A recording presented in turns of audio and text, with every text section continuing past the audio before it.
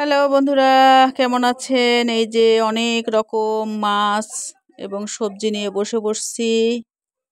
দেখেন, অনেক ধরনের সবজি, 2 রকম মাছ আছে। মোসা মাছ বা ছোট মাছ যেটাই বলেন।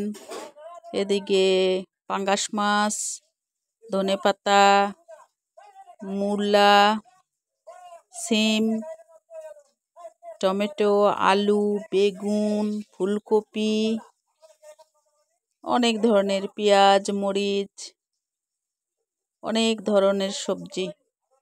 মনে হচ্ছে দোকান নিয়ে বসছি। চলে আসেন বন্ধুরা, যদি প্রয়োজন হয় দিয়ে দিব। সব নিয়ে বসছি। মূলাগুলা দেখতে কিন্তু খুব সুন্দর লাগতেছে, ছোট ছোট গোল গোল মূলা, বেগুনের মতন অনেকটা সাইজ। তো যাই হোক, অনেক রকম সবজি, মিষ্টি কুমড়া, আর এই যে ছোট মাছ, অনেকগুলান মাছ।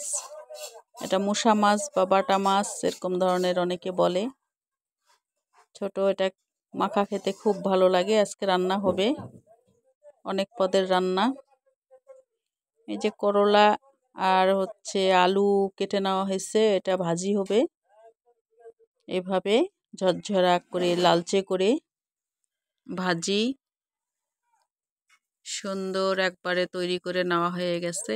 আর সেই সাথে আর ভিডিও করে বড় করলাম না, একদম রান্না হয়ে গেছে। ছোট মাছ, আলু, বেগুন, ফুলকপি দিয়ে ধনেপাতা দিয়ে চচ্চড়ি।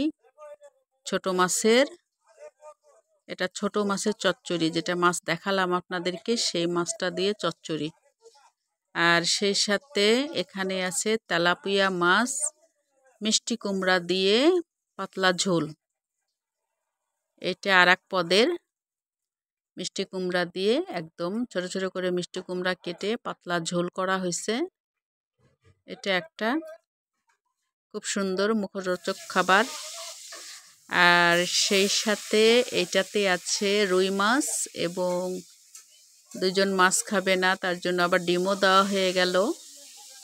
এর মধ্যে ডিম সেদ্ধ করে ভেজে আবার ডিমও দেওয়া হয়েছে।